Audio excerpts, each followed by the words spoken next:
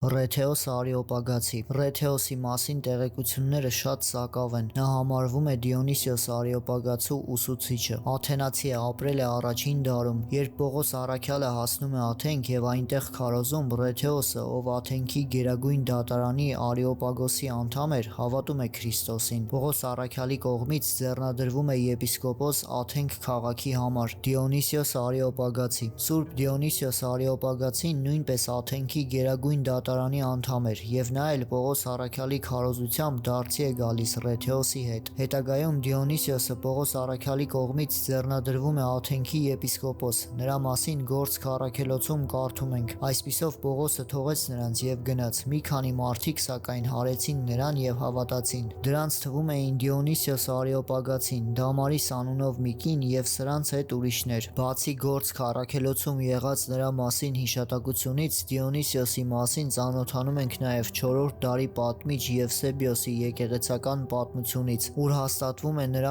Աթենքի առաջին եպիսկոպոս ձեռնադրվելը Պողոս առաքյալի կողմից։ Սեղբեստրոս պապ Սեղբեստրոս հայրապետը ծնվել է Հռոմում 4-րդ դարում քրիստոնյա ընտանիքում, ստացել է լավ կրթություն, եղել է Հռոմի հայրապետը, այդ անունով առաջին պապը։ Հռոմի գահին է մնացել շուրջ 20 տարի, 314-ից 335 թվականներին Կոստանդիանոս մեծ կայսեր օրոք։ Նա եղել է այն բախտավոր քահանայապետը, ով ողջունեց քրիստոնեական եկեղեցու ազատագրումը հալածանքներից։ Սուրբ Սեղբեստրոսի պաշտոնավարության շրջանին կառուցվել է Վատիկանի նշանավոր Սուրբ Պետրոսի տաճարը։ Սեղբեստրոսը եղել է հռոմեական եկեղեցու բարեզարդիչներից մեկը, մահացել է խաղաղությամբ ծեր հասակում եւ թաղվել Հռոմում։ Աթանաս Ալեքսանդրիացի Աթանաս մեծը եղել է Ալեքսանդրիայի եկեղեցու 20-րդ պատրիարքը։ Ծնվել է եգիպտացի քրիստոնյա բարեպաշտ ծնողներից 295 թվականին Եգիպտոսի Ալեքսանդրիա քաղաքում։ Փոքր տարիքից քրիստոնեական դաստիարակություն է ստացել։ Ալեքսանդրիայի պատրիարք Ալեքսանդրը, տեսնելով փոքրիկ Աթանասին ծովեզրում կանգնած, որը եպիսկոպոսի նման մկրտություն եւ ձեռնադրություն կատարել էր ձևացնում, հոգեվոր կոչումի նշան է նկատում նրա մեջ։ Նրան ընդունում է հայրապետանոցի մեջ, որտեղ կրթվում եւ զարգանում է շնորհալի փոքրիկը։ Բարձրագույն ուսումը Սուրբ Աթանասը ստացել է իր քաղաքի հռչակավոր աստվածաբանական ճեմարանում։ Ալեքսանդր պատրիարքի կողմից ձեռնադրվել է սարկավակ։ Նրա հետ մասնակցել է 325 թվականի Նիկիայի տիեզերական ժողովին, պաշտպանելով ուղղափառ հավատքը, որի պաշտպանը եղավ հետագա իր ողջ կյանքի ընթացքում։ Պատրիարքի վախճանից հետո 328 թվականին 33-ամյա Աթանասը դառնում է Ալեքսանդրիայի եկեղեցու 20-րդ պատրիարքը։ Իր պատրիարքության ընթացքում շարունակ հալածվել է այդ ժամանակ բյուզանդական կայսրության հովանավորությունը վայելող արիոսականներից։ Բազմիցս իր աթոռից աքսորվել է կայսրի կողմից, նույնիսկ Կոստանդիանոս մեծի։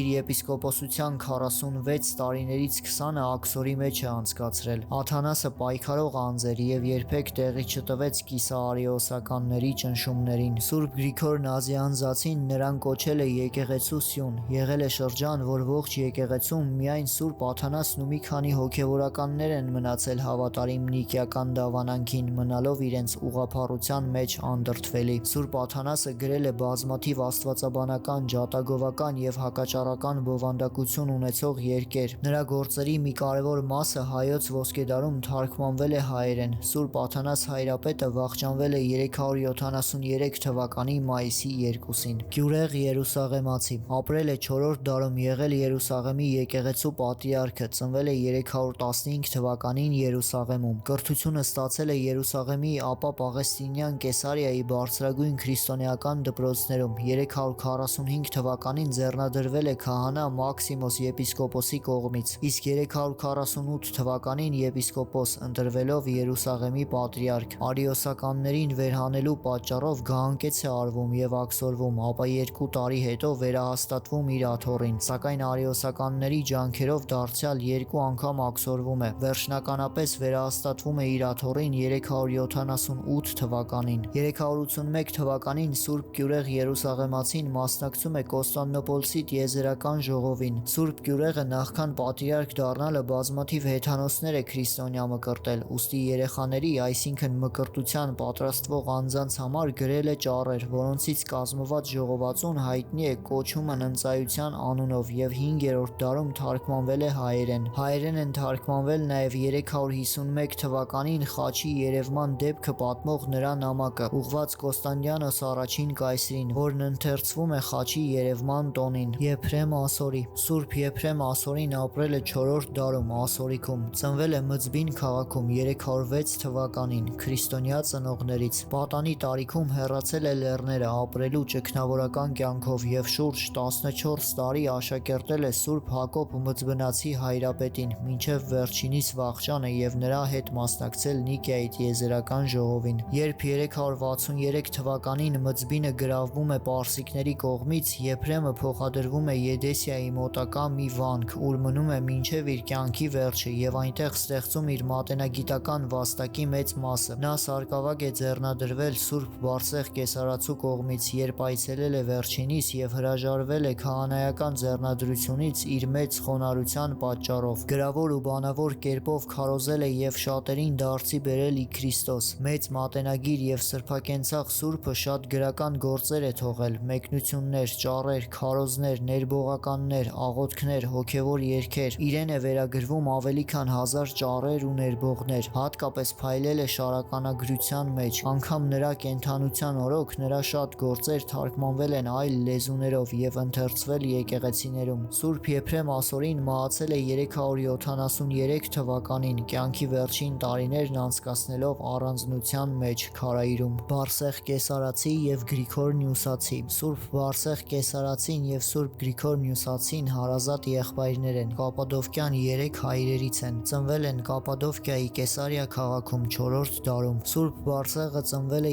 330 թվականին, իսկ Գրիգոր Նյուսացին 335 թվականին։ Նրանք իրենց ուսումը ստանում են նախ ծննդավայրում Կեսարիայում, հետո Կոստանդնոպոլսում, այնուհետև կատարելագործվում են Աթենքում, ուր նրանց ուսումնակից է լինում նաև Սուրբ Գրիգոր Նազիանզացին։ Բարսեղը 362 թվականին Անտիոքի Մելիտոս հայրապետի ձեռքով ձեռնադրվում է սարկավագ, իսկ 2 տարի հետո Կեսարիայի arczepiskopos Եվսեբիոսի կողմից կուսակրոն քահանա։ Երբ 370 թվականին Կեսարիայի arczepiskopos Եվսեբիոսը վախճանվում է, այդ աթոռին նրան հաջորդում է Բարսեղը։ Պերճախոս քարոզիչ, հմուտ եւ խստակենցաղ հոգեվորական էր Սուրբ Բարսեղ Կեսարացին։ 1 կամ 2 տարի անց նա իր եղբորը Գրիգորին նույնպես եպիսկոպոս է ձեռնադրում Նյուսիա քաղաքի համար։ Սուրբ Բարսեղ Կեսարացին Կեսարիայի հայրապետական աթոռին ընդամենը 9 տարի է պաշտոնավարում, քանի որ 379 թվականին վախճանվում է 49 տարեկան հասակում, սակայն այդ ընթացքում այնքան մեծ ու կարևոր գործեր է կատարում, որ ձեռք է բերում մեծն պատվանունը։ Բարսեղ մեծի կարևոր գործերից են Սուրբ Պատարագի մի տարբերակ, բազմաթիվ ճառեր, աղոթքներ, սաղմոսների, Եսայու գրքի եւ Վեցորեքի մեկնությունները։ Սուրբ Բարսեղից մեզ հասել են նաեւ հարյուրավոր նամակներ, աղոթքներ, որոնցից ոմանք մինչև օրս մեծ տոներին կարդացվում են մեր եկեղեցիներում։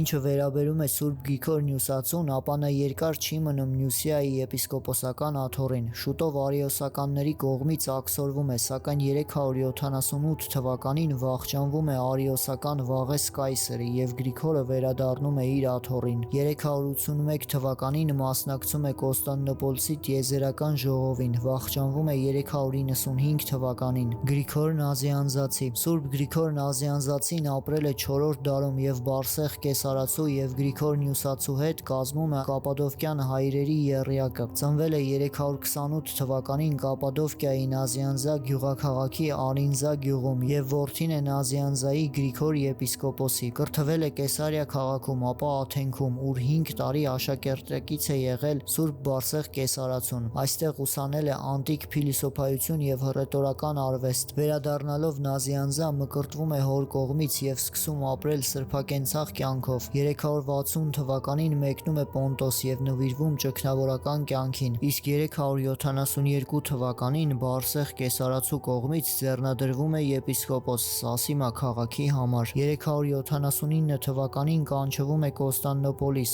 ուր իր քարոզներով մեծ պայքար է մղում ընդդեմ այդ ժամանակ տարածված արիոսական հերետիկոսության։ 381 թվականին ընտրվում է Կոստանդնոպոլսի պատրիարք եւ Անտիոքի պատրիարք։ Նույն թվականին նախագահում է Կոստանդնոպոլսի տիեզերական ժողովին։ Ի վերջո հրաժարվում է պատրիարքի իր պաշտոնից եւ հեռանում իր քաղաքը Նազիանզա։ Այստեղ նվիրվելով աղոթական կյանքի եւ գրական գործունեության, խաղաղությամբ հասնում է իր երկրային կյանքի վախճանին։ Սուրբ Գրիգոր Նազյանզացին շատ հարուստ եւ աստվածաբանական մեծ կարեւորություն ունեցող գրական վաստակ է թողել, ինչի պատճառով էլ ստացել է աստվածաբան անունը։ Հեղինակ է քարոզների եւ հոգեվոր բանաստեղծությունների։ Եփիփան Կիպրացի ծնվել է 315 թվականին Պաղեստինի Ելեֆթերոպոլիս քաղաքի շրջակա գյուղերից մեկում, հավանաբար հրեա, բայց քրիստոնյա ծնողներից։ 335 թվականին Ելեֆթերոպոլիսի մոտ մտնում է վանք, ապա ձեռնադրվում կուսակրոն քահանա։ Նրա հռչակն այնքան է տարածվում ամեն օր, որ 367 թվականին ընտրվում է Կիպրոսի Սալամինա քաղաքի, հետագայում Կոստանցիա քաղաքի եպիսկոպոս։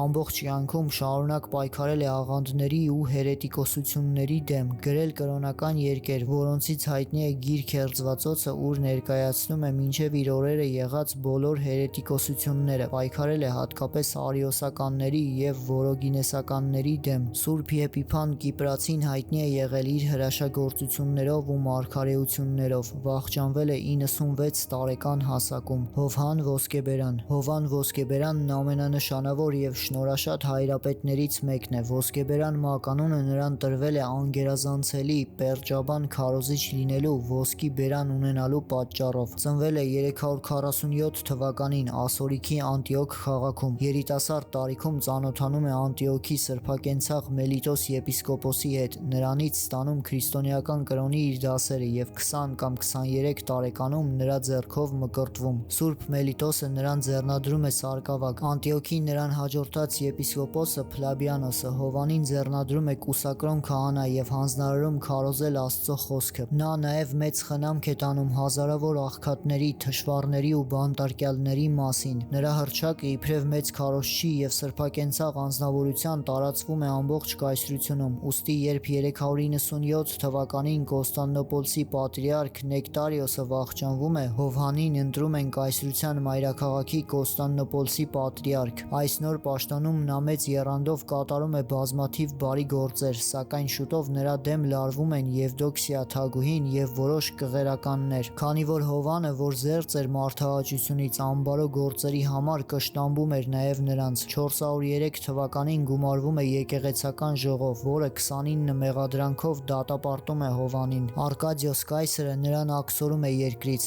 Աքսորի օրն իսկ Կոստանդնոպոլսում երկրաշարժ է տեղի ունենում, մեծ հրդեհ է բռնկվում եւ վախեցած կայսրուհին արդեն դեպի աքսորավայր ճանապարհ ընկած Հովանին նամակով խնդրում է վերադառնալ մայրաքաղաք, սակայն շուտով դարձյալ աքսորում են նրան Անտիոք։ Շատ չանցած վախճանվում է Եվդոքսիա թագուհին։ Աքսորավայրում Սուրբ Հայրապետը չէր դադարում նամակներով քարոզել ու հովվել կայսրության տարբեր վայրերում գտնվող բազմաթիվ մարդկանց։ 407 թվականին Ոսկեբերանին դարձյալ աքսորում են, այժմ էլ Պոնտոս։ Վատառողջ Հայրապետը աքսորի ճանապարհը ոտքով անցնելով վերջին աքսորավայր հասնել չի կարողանում։ Դեպի Պոնտոս ճանապարհին Կոմանա քաղաքում ավանդում է հոգին Տիրոջ ձեռքը, ասելով. «Փառք Աստծուն ամեն ինչի համար»։ Սուրբ Հովան Ոսկեբերանից մեզ հասել են բազմաթիվ կրոնական գործեր, սուրբգրային մեկնություններ, ճառեր, աղոթքներ, պատարագ եւ նամակներ։ Գյուրեղ Ալեքսանդրիացի Գյուրեղ Ալեքսանդրիացին եղել է Ալեքսանդրիայի 24-րդ պատրիարքը, 412 թվականին հաջորդելով իր հորեղբայր Թեոփիլոս պատրիարքին։ Սուրբ Գյուրեղ Ալեքսանդրիացու անձն ու աստվածաբանությունը կարևորվում են հայ եկեղեցու համար հատկապես նրանով, որ նրա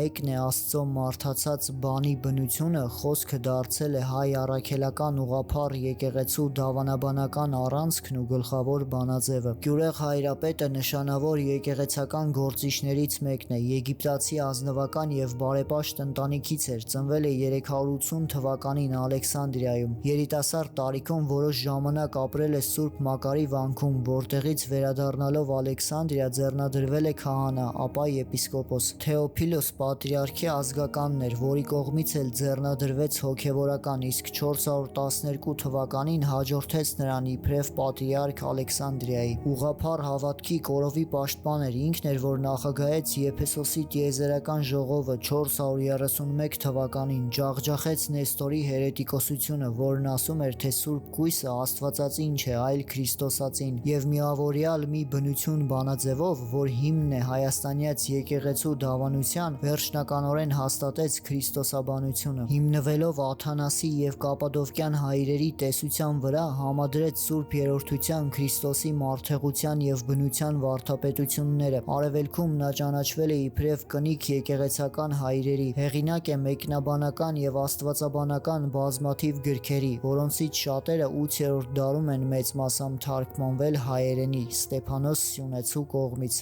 Մեկնել է Հովանու ավետարանը 12 գրքով, վախճանվել է 444 թվականին։